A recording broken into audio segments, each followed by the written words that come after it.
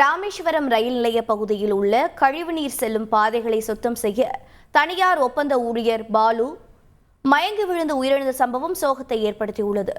கழிவுநீர் பாதையை தூய்மைப்படுத்திய போது மயங்கி விழுந்த பாலுவை அங்கிருந்தவர்கள் ராமநாதபுரம் அரசு மருத்துவக் கல்லூரி மருத்துவமனைக்கு அழைத்து சென்ற நிலையில் அவர் பரிதாபமாக உயிரிழந்துள்ளார். பாலு உயிரிழந்த செய்தியை கேட்டு உறவினர்கள் கண்ணீர் விட்டு கதறியது சோகத்தை ஏற்படுத்தியது.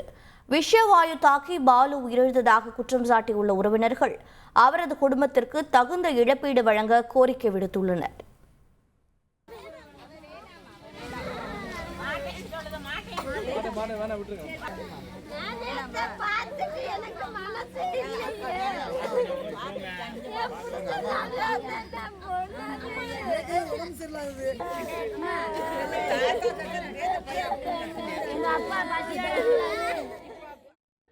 என் காலையில நல்லா வேலைக்கு தயா போனேன்.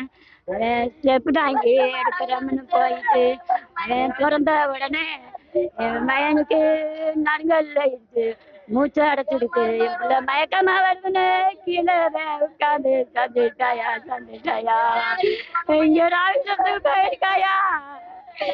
எங்களுக்கு 3 மணியா போல மயா இறந்துட்டோம்னுதாயா வந்துச்சு.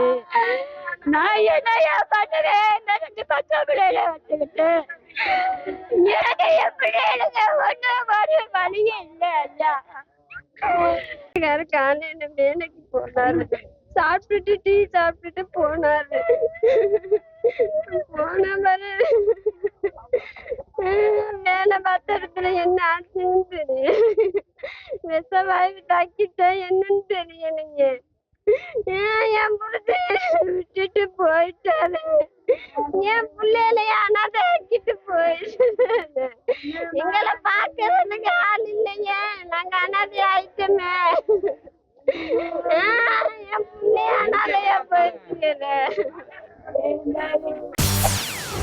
செய்திகளை உடனுக்குடன் தெரிந்து கொள்ள உடனே சப்ஸ்கிரைப் பண்ணுங்க.